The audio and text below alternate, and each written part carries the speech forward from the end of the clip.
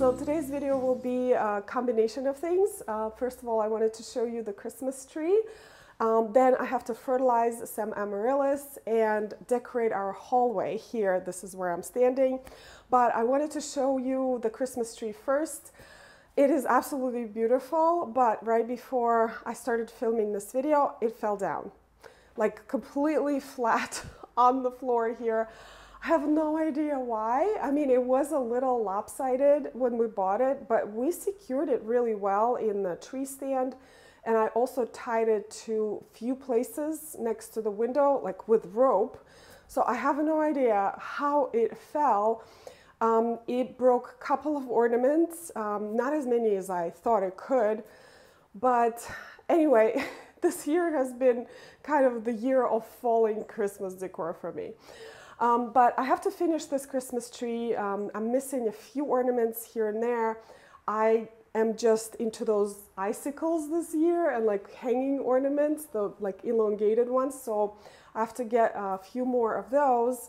And I also have to get a new tree skirt. This tree skirt I've had for 15 years and it's always just so small for the trees that we're getting because they're just so nice and lush. But I'm really happy with it. It looks so magical, especially at night. So the next thing that I have to do is fertilize my Amaryllis, and I had a lot of questions about it, so let me do that now. This is a little bit of an unusual space for me to film. I'm right next to the foyer, which is the space between the outside and our front door. And this is where I keep all of my cool loving plants like the gardenia and the star jasmine and the olive. But the reason why I have my Amaryllis here right now is because they're being overachievers. So you can see the flower blooms are almost fully developed and they are ahead of schedule. And I want them to slow down a little bit.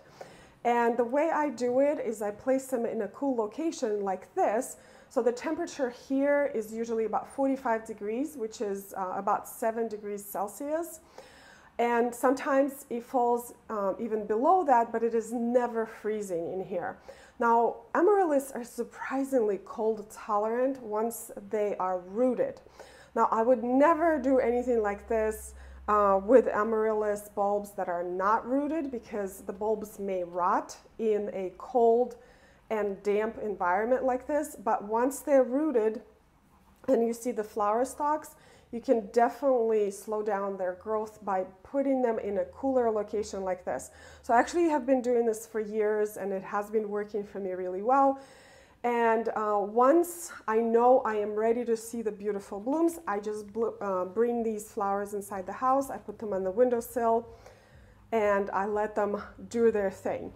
So regardless of where I keep my Amaryllis at this time when they're starting to develop, I fertilize them once a week, as I mentioned, and I use this Blossom Booster fertilizer by Jax. I just use a watering can and I follow the instructions on this can here. So let's fertilize. All right, so I just filled up the watering can with some water, added the fertilizer. I don't have saucers here on most of the stuff because this water just drains outside.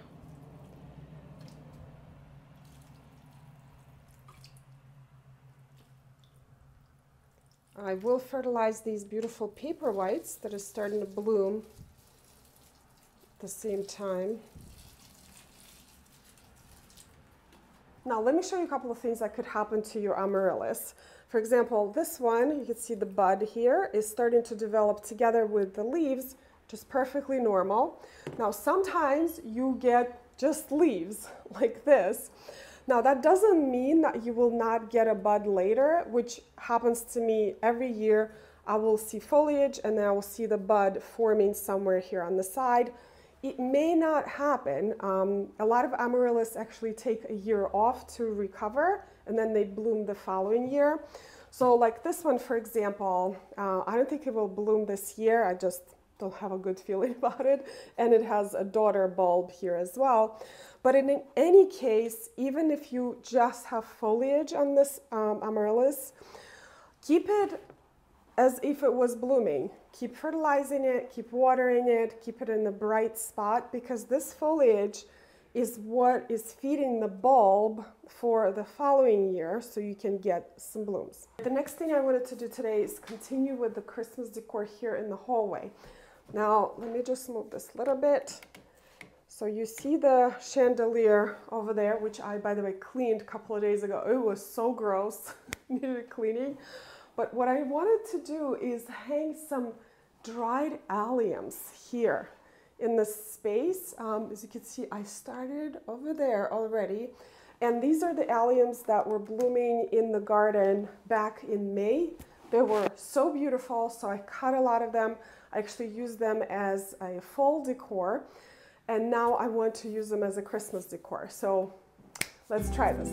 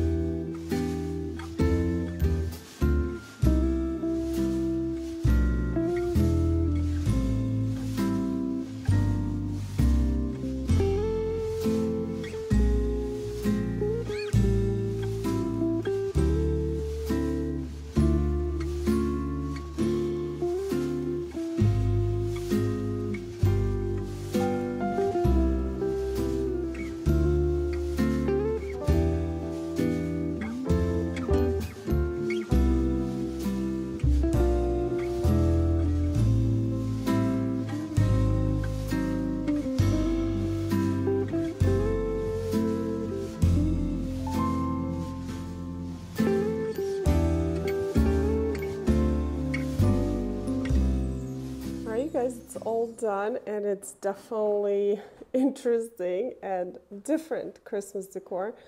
So the way I attached it to the ceiling is just with a little piece of tape and a fishing line. They are super light, so I don't think these are going to fall like everything else been falling this season, but I think it's really cool. All right, you guys, the allium installation is done.